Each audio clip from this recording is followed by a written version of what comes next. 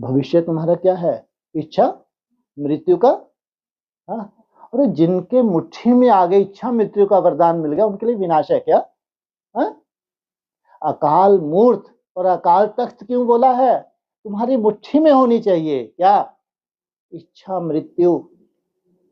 तुम कभी भी मृत्यु चाहोगे नहीं, ऐसा क्या है? तुम हो अति सुंदर ज्ञानी तो आत्मा है क्या?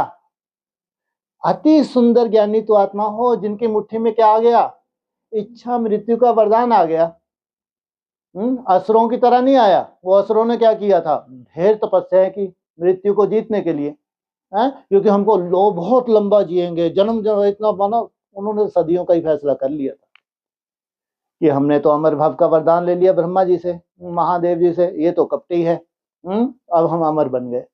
सोचो आप, ये कहानियां भी बना दी हैं। तुम्हारी मुट्ठी में होता है कौन सा वरदान? इच्छा मृत्यु। अब तुम तृप्त हो गए, जिन रहस्यों को तुमने जानना था जान लिया।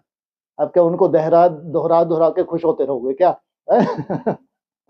कोई भी चीज तुमको जो जानकारी मिलनी होती है मिल गई, तृप्ति हो गई, और ज्यादा ज्यादा तुमने ब्रह्मांड का आनंद ले लिया है, और बूढ़े हुए नहीं हुए, लेकिन ऐसे बूढ़े नहीं हुए कि पहाड़ी ना चढ़ सको। ऐसा बुढ़ापा नहीं है, कोई रोग भी नहीं है, तो भी प्रकृति का अपना क्या है? प्रभाव है। सब तरह का तुमने आनंद ले लिया, भगवान के पास जो कुछ भी था तुमने पूरा हप कर लिया।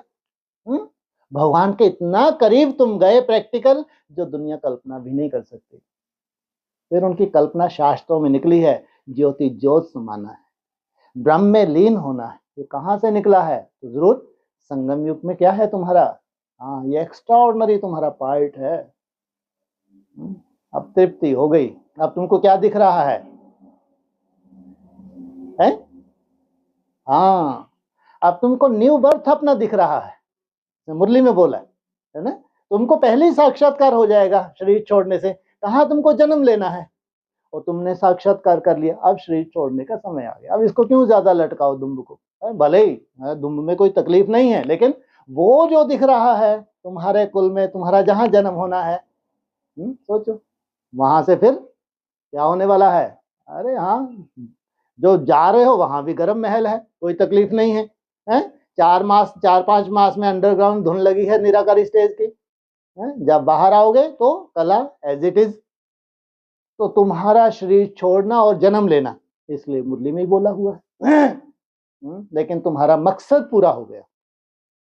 जिस मकसद के लिए भगवान इस धरा पे आया था, उस मकसद को तुमने जीवन में धारण करके एक छोटा सा क्या कर लिया? सुंदर निर्माण कर लिया। अब ये धीरे धीरे क्या होता जाएगा?